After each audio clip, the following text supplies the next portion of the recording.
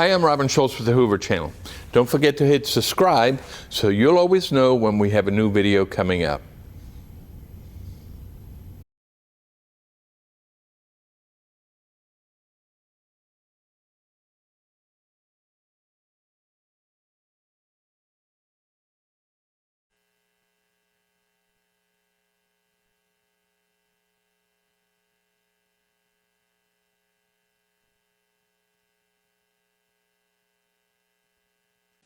Okay, welcome back. Thank y'all again for staying and continuing to participate in this candidate forum. We now have our two mayoral candidates. Let us first welcome both of our candidates for office of mayor, current Mayor Frank Brocato and our current police chief, Nick Derzis.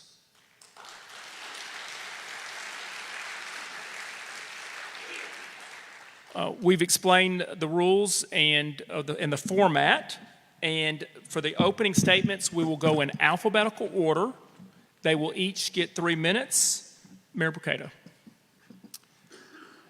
Can you hear me first? That's the biggest thing. Can you hear me okay? Great. Okay, well, first let me thank all of our sponsors tonight, and thank you to all of our citizens for coming out to learn more about this important election. So 9 years ago, Hoover was at a crossroads. City Hall's relationship with the schools was broken and very contentious. The crime rates were at a record high. We had empty storefronts and office parks dotted all over the city that were empty. We changed that. We restored $9 million a year in cash and in-kind funding for our schools. We built a strong, respectful relationship with our leadership in the schools. We put a full-time school resource officer in every school, and I meet with the principals annually and visit the schools more than 20 times a year. Today, we have the lowest crime rate in 16 years. We've added 33 new officers, built a $4 million state-of-the-art training center. Our police and fire department are one of the few in the country that are accredited as well, have a national accreditation. We diversified Hoover's economy, not just the retail, but professional, adding STEM-based jobs. We brought in Trader Joe's, McLeod Software, Bassmasters. We've revitalized shopping centers and filled empty office spaces along the Highway 280 corridor. We built a $90 million sports tourism industry, saving the SEC baseball tournament and breaking attendance records. We added 4 new hotels, and we have 125 restaurants in our city, and just announced urban cookhouses coming as well.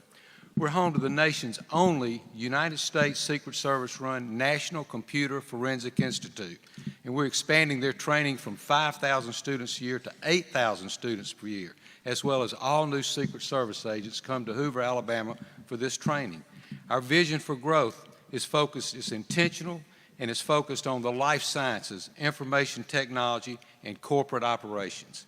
My vision is for Hoover to be the most desirable city in the Southeast, with thriving neighborhoods, top-rated schools, more world-class dining, cutting-edge health care, expanded green spaces, and a performing arts center that will anchor our cultural life for generations. So here's my question for you tonight. When you look at Hoover today, our safe neighborhoods, our thriving schools, growing economy, our new hotels and restaurants, exploding home values, and national recognition, can you see the difference?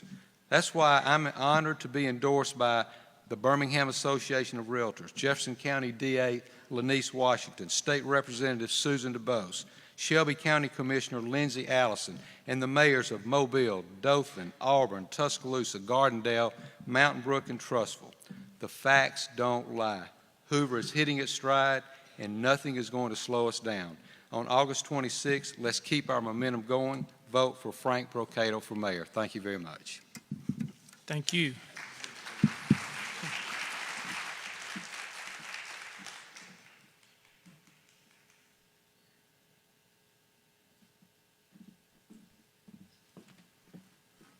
Chief Derzis. Good evening. Thank you for being here tonight. I've worked for the Hoover Police Department for over 40 years. I've been your police chief for over 2 decades. I'm married to Stephanie, who's with us here tonight. She's an interior designer and a small business owner. We have 3 children who have graduated through the Hoover school system. I'm running for mayor because I cannot sit on the sidelines any longer. Citizens deserve transparency, and city leaders should be accountable to our citizens. At this past Monday's council meeting, a citizen spoke about reaching out to City Hall over 100 times about issues that he's been dealing with for over 3 years. Still, today, nothing's been done, no resolution. Yesterday, I had the opportunity to sit down with a retired United States Marine at his home that is being destroyed by stormwater. He's received zero help from the city. He's called, he's been dealing with it 3 years, and recently received the letter from the city attorney. It's private property. I'm sorry, we can't help you. As police officers, we're problem solvers. Can you imagine calling the police department and no one showing up, and then receiving a letter from the city attorney a week later? The time that we don't respond to citizens in need is over the day that I get elected mayor. It's no way to treat any citizen, no way to treat a veteran. And that gentleman that was at council the other day, I'm sure he'll be getting a call from City Hall because it is election time. I'm not a politician, I'm a problem solver. Tonight you're going to hear a lot of talk, and I think people are getting tired of talk. They want action.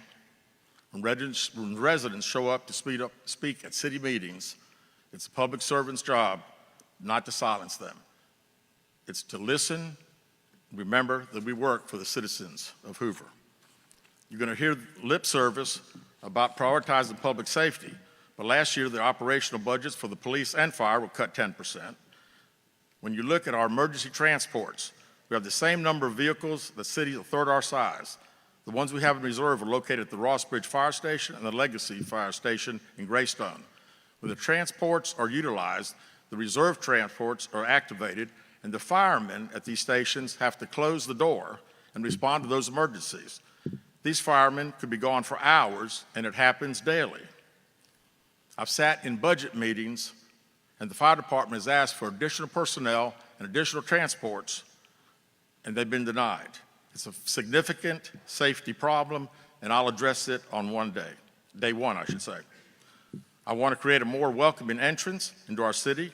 Right now, the first impression down 31 is a shuttered gas station and a stretch of concrete. Thank you. All right, gentlemen, at this point, we'll start the question and answer session. We're going to start off with the League of Women Voters. You'll have a 2-minute response, and Mayor Brocato, you will begin. What is your long-term vision for the growth of the city? How does this influence your approach to ensuring environmental balance with economic prosperity? Well, we've accomplished a great deal over the last 8 years, particularly in the last 4 years. We have a lot of momentum. We built the Finley Center, completed that. We have now turned it into a $90 million a year economic benefit for our city. We have expanded our parks and trails, added over 200 acres of parks and trails all throughout the city. Our public safety is top-notch. Our crime rate is low. Our fire department, Class 1 fire department. We attract high-quality jobs in our city. We have McLeod Software. We've just recruited Trader Joe's. These are the types of businesses that are coming to our city. So as we look to the future, what I want to do is to continue to work on the things that we have started. We don't want to start a lot of things before we finish those. We've got the I-459 interchange. It's important to the traffic patterns on the western side of town. We need to make sure that we take care of that. We've got the Performing Arts Center that everyone in this community wants, so we'll put a group together. We have $17 million set aside, so it's a great start. And then we have a life-changing event with Riverwalk Village in River Chase. It'll be the biggest economic impact in Hoover since the River Chase Galleria, having over a $2.5 billion economic impact on our city. It will develop the southern part of town. We see all this development going on in the western part. This will be the southern part of our city where you'll have walkability, you'll have neighborhoods that are walkable, you'll have new restaurants, you'll have health care, and it'll all be blended in with the Cahaba River. It's going to be an incredible thing that will help us recruit technology companies to our city and increase that presence that we have now and put us on the level with Greenville. Thank you. Chief Derzis? Can you repeat that question, please? Sure. What is your long-term vision for the growth of the city? How does this influence your approach to ensuring environmental balance with economic prosperity? Well, first of all, we have to have smart growth, and when we say smart growth, smart, sustainable growth. We've got to do a better job of long-term planning. We can't let our growth outpace our infrastructure. I'm concerned about our roads. I'm certainly concerned about traffic, police and fire services and other services, garbage pickup. All these things have this growth has put a strain on our services, and we're kind of at a tipping point right now. And when I say tipping point, we've got stormwater issues throughout the city. We see that Hoover East, our park, hasn't had lights since April and probably won't for a little while. And the park board tells me it's probably going to cost a couple $1 million to fix. So I say that to say that we've got all these issues with aging infrastructure. We spent $6 million recently to fix the emergency fix for the sewer system down at River Chase and Inverness. And we've got to make sure with these long-term planning that the developers pay their fair share. We've got to make sure that they're paying their fair share for the next 5 to 10 years. When we start talking about services, we're talking about infrastructure. Let's face facts. We all moved to this city for the quality of life. And we want to make sure that building new home construction does not impact us negatively. We want to make sure that we have the quality of life that we moved here for. And that's what I plan to make sure as mayor. And we're going to make sure that we're going to do a better job of making sure the determination of what kind of impact we have on our school system and our just our city services. Thank you. The next question will be from the Chamber of Commerce. Chief Derzis, you'll go first. Okay.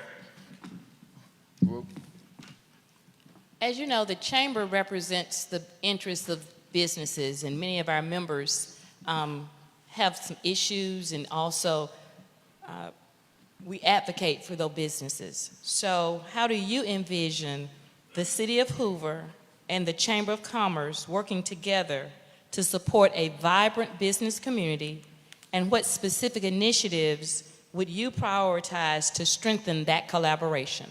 Okay, thank you very much for that question. It's good. First of all, I'm going to embrace the Chamber of Commerce as a true partner. And I don't think we see that right now. I'm going to embrace the Chamber as a true partner, just like I'm going to embrace the new City Council that I'm going to work with. You know, we've got business, we've got nonprofits, we've got citizens that all belong to the Chamber of Commerce. I want to make sure that those members realize the value of being a member of the Chamber of Commerce. And as the mayor, I plan to be somebody that I want to be the cheerleader. I want to go with you, members, to recruit new businesses, to recruit people to come to the Chamber. I also hope that you would also help us when we start talking about trying to bring business to the city, that you'll be a partner with us to do the same thing. When we start talking about partnerships, I can see us all doing like a food truck night together, doing things, concerts, just partnership for the community, things that we can do. One initiative that I hadn't thought about bringing the Chamber in, several months ago, I talked about Hoover Forever, which is a graduate tracking and alumni engagement. We've got 1,000 kids that graduate Hoover High School and Spain Park each year. And I see now, when we talk about this, the Chamber could certainly be a partner. Be the City of Hoover, the Chamber of Commerce, the school system, and of course you guys being the Chamber, you can promote the career opportunities. We've got kids that have left the state that are having families now, and I'm sure that their moms and dads would love to have them and their grandkids back in Hoover, and I see the possibilities of you all promoting those career opportunities and show what the great quality of life that Hoover has to offer. Thank you, Chief. Brocato? Ask the question again, please. Okay. How do you envision the City of Hoover and the Chamber of Commerce working together to support a vibrant business community? And what specific initiatives would you prioritize or have you prioritized to strengthen the collaboration?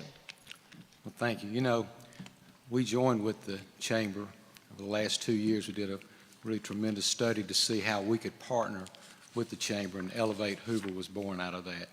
And so that means that we are working together now to recruit businesses, to train those businesses that are here in the city of Hoover. And we do that. We view y'all now as a partner, not so much as a group that just hosts monthly luncheons. We work as a partner. Y'all work with our economic development team, and we work with your folks as well. And so what we do when we're doing that, we are bringing initiatives into our city to help small businesses like Innovate Alabama. We are part of that network now. So we are part of a network that introduces entrepreneurship to the city of Hoover, where we can have people that want to open up small tech businesses, for instance, or just any type of service industry, really across the board. Those are the types of things that we're going to continue to work on to follow the plan of Elevate Hoover and to make sure that you have the financial support that you need and the moral support you need, but also just to make sure that you have access to our folks, our economic development team, to push Hoover forward and to make sure that we continue to open a business every 9 days in the city of Hoover. Thank you. The final question, gentlemen, will be from Mr. Anderson from the Hoover Sun. And Mayor Brocato, you will answer first. Okay. Yeah, these are two slightly different questions on the same topic, though. Mayor Brocato, in 2018, you advocated for increases in sales taxes, lodging taxes, and residential rental taxes to bring more money into the city. Can you explain, this is kind of a two-part question, can you explain why you believe those tax increases were needed then? And secondly, what do you believe about tax increases moving forward? So that's a lot to cover in 2 minutes. Let me talk about the hotel tax. It's something that we added, not a tax, but a room fee. And so what we did when we added the hotel fee like that, my promise was that we were going to build an economy that would generate business for these hotels. And that's exactly what we've done. We've built a $90 million tourism economy that's filling these hotels every weekend. The NCFI, we've taken that from 5,000 students to 8,000. They stay anywhere from 5 days to 5 weeks in our city, filling those hotel rooms. And not only that, it's filling up our restaurants as well. But we took that a little bit farther. We hired a tourism and a marketing person, and that person, what he's doing today, doing the traditional things that you would do when you're marketing your city, like buying ads in paper in various magazines across the city, but he's doing something that's really kind of interesting.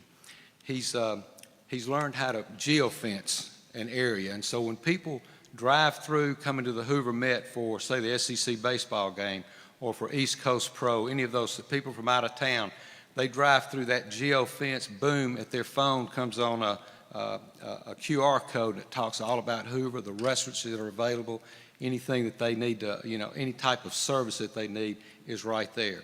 But he's taken that a step further and moved it up to way, way north of us, out of Tennessee and even above. And now he's geofenced areas of folks that would be coming down to Florida and vacation. And now they'll know that Hoover is a stop in between if they can't quite make it that far. What a great city this is to stop at. And then the final thing he's done, he's marketing the same thing to folks that are to have just overnight stays. People that live in Alabama that can come right here and spend a day or two right here in our city. And he's doing that by geofencing. Thank you. Thank you. John, can you repeat the question, please? Sure. Chief, yours is a little bit different. Okay, I'm sorry. But, in 2018, when the City Council was considering increases in sales taxes, lodging taxes, and rental taxes, you urged the City Council to do what they had to do to get Hoover back to what it used to be, saying that your department was understaffed and was having to do without training due to budget cuts. Two-part question. Can you explain why you spoke in favor of those tax increases then? And secondly, what is your current position about tax increases going forward? Okay, thank you. Well, first of all, my opponent did not answer any question about taxes. In 2018, we were understaffed. We had been cut 25% from our budget when it came to operational expenses, which would have been in excess of $200,000. And the question to me was, how do we get back, if we raise these taxes, would that help your budget? Well, heck yeah, it'll help my budget. And that's why I said I would like to do anything that we've got to do to make sure that we get our city back to where it needs to be as far as police. We couldn't do the training that we do. I have a standard of excellence in the police department for 20 years as police chief, and we did not have it that particular year. So I say to you, here we are in 2025. We had these tax increases. Whatever happened to the money? We've got budget 25 and 26 now. Operations now were being cut 10%. Back then it was 25. 26 now, we've got the same 10% cut. And I look over here on Lorna Road, we've got a $2 million building sitting empty. $4 million we spent to settle a lawsuit. $6 million has gone to pay the sewer. Another $6 million has gone to Riverwalk. The plan, I'm not sure what the plan is, but I can tell you, if you're asking me, should we raise taxes now? I would say, hell no, we're not going to raise taxes. What happened to the money when we raised them in 2018? Okay, gentlemen, at this point, we will do closing statements. We'll do them in descending order, and I'll remind you, you have 2 minutes. Chief Derzis. Okay. Well, thank you, sir. I've been working for the last 4 decades to keep the people of Hoover safe. I've decided to run for mayor because I don't like the direction of the city, and I think we can use a change. Broken promises, empty storefronts don't represent who we are. I've led the largest department and managed the largest budget, has prepared me to lead our city government. I'm ready to use that experience to deliver to you, the people of Hoover. Citizens deserve transparency. City leaders must be accountable. Hoover should be always the standard of excellence. I'm not a politician. I don't have all the answers. But one thing I do, I'll give you the facts. If you put your trust in me, I'll be a proactive mayor who listens to residents, and I'll act not just during an election. Public safety will always be my priority. Last year, again, operational budgets, fire department, police department, cut 10%. And I've said it before, you look at the emergency transports, we've got the same number of vehicles as city, the third of our size. When the reserve transports are needed, firemen must close down the stations. That's Ross Bridge and the Legacy at Greystone. As mayor, I'll address it on day one. On Highway 31, we need to create a pathway to Hoover that reflects the greatness of our community. I hope everyone here can watch the most recent Nick at Night on the Derzis for Mayor website or Facebook and hear 4 current city council members discuss the need for new leadership in our city. One that has vision, one that has energy, and one that has fresh ideas. Folks, it's time for a change. I'm ready to lead this city to a stronger future. Please vote Derzis, the 26th. Thank you. Thank you. Mayor Brocato. There's been plenty of negativity in this race, fueled by coordinated smear attacks. And over the past few months, I've been attacked. Our hardworking city employees have been attacked. Even our wonderful Hoover businesses, the people who invest in our community, they've been attacked. And while others just continue to throw stones, we've been building a stronger, safer, more vibrant city. And the proof is everywhere. Just this year, U.S. News and World Report named Hoover the #1 city in Alabama, bumping Huntsville out of the top spot. In fact, over the past few years, Hoover's been recognized more than 25 times as one of the top cities in America for quality of life. 4 generations of Brocatos have called Hoover home. Francis and I have been married for 53 years. We raised our children here. 6 of our 9 grandchildren have attended Hoover schools. And my granddaughter, Izzy, she's heading to Mississippi State with a dream of coming back and teaching first grade at Deer Valley. The truth is, we have a proven record. We brought in Trader Joe's. We've kept the SEC baseball tournament here. We've revitalized once dying business parks, built a $90 million sports tourism economy, created an environment where a business opens every 9 days. We've protected our school children and supported our teachers. We've grown our reserves from 32 million to 80 million. We have rock-solid finances, added 33 police officers, full-time SROs in the school now. So you can believe all the doom and gloom that they're trying to sell, but it's just not true. The facts don't lie. This election is about protecting our progress, keeping Hoover #1, and ensuring our grandchildren and children inherit a city we can all be proud of. Hoover is the light of Alabama, a city set on a hill that cannot be hidden. Vote Frank Brocato. Thank you.